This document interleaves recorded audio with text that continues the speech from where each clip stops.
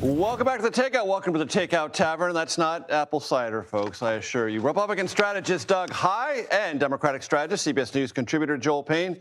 All right, news flash out of Maine. Patrick Dempsey, otherwise known as McDreamy, not running for the Senate in Maine. He had to put out an op-ed because there is such a desperate need for someone not named Graham Platner who might have some appeal beyond standard political lanes in Maine that he had to let everyone know he's not going to run. Joel, give me your handicap on this current situation and what you think will happen in the next 48 hours. We're in a really good place. Nothing's on fire, Major. Look, obviously, there's a lot of egg on the face of lots of people related to Graham Platner. I think what's interesting is Chuck Schumer is saying, I told you so. Sure, but like Chuck Schumer also got behind a candidate who could not defeat a very— Janet Mills. Yeah, Janet Mills, who could not defeat a clearly compromised candidate in Graham Platner. Graham Platner's people obviously didn't do the work of vetting. I actually think it speaks to a larger thing about the types of candidates that voters are looking for, that they would go to a compromised candidate like this. Tells you a little bit something about the mood of the Democratic electorate.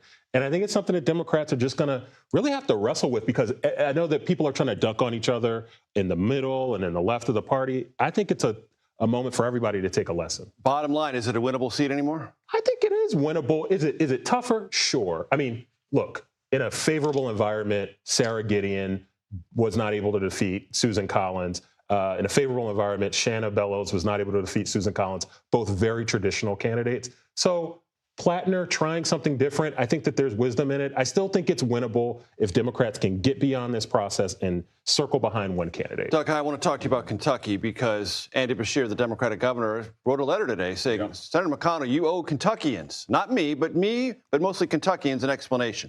Are you going to return to the Senate? What is your health status? Let us in on this.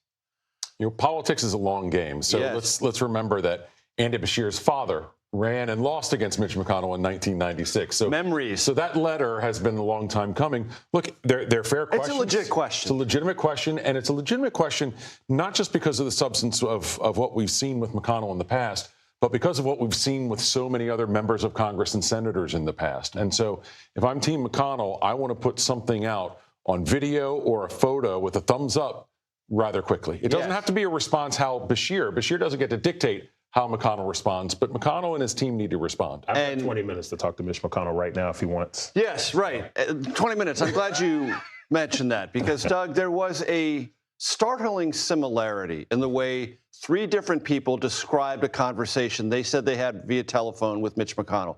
All said it was 20 minutes. All said it covered more or less the same topics. That read to me a little too compact and conveniently repetitive. You know, you always want everybody on the team to be on the script. Same page. You just don't want them to memorize the exact same words on the exact same script. That can be a problem for you. Also, why is that? Because it raises questions about whether it's true or not. Absolutely. Of course. Hey, even in good health, if Mitch McConnell has 20 minutes to talk to Scott Jennings, I think Mitch McConnell has better things to do with his time, to be honest with you. There is a conversation. Maybe it's just in Washington, but obviously Governor Beshear has appointment powers. Has to do a Republican, because that's what the state legislature passed over his veto.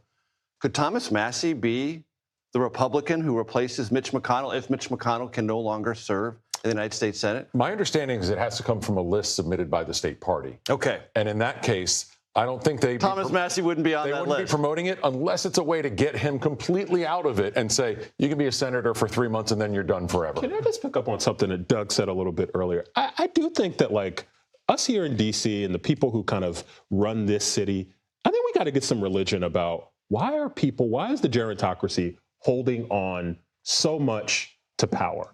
And it's not a Republican or a Democratic Party. Dianne Feinstein, the same thing happened with her years ago. Why do you think that is? I think it's because these people think that these seats belong to them and not to the people that they represent.